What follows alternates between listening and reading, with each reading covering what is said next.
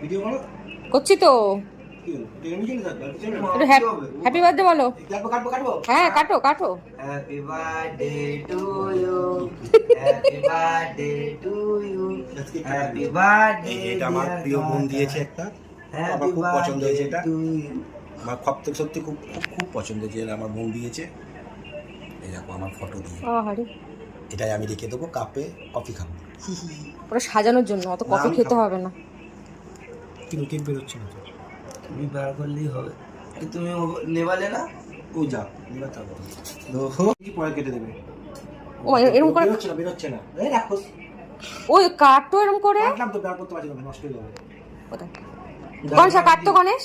তুমি সরো, তুমি সরো। না না কি ঠান্ডা কেকটা, দূর ক্রিম ক্রিম সব বেড়ে যাচ্ছে।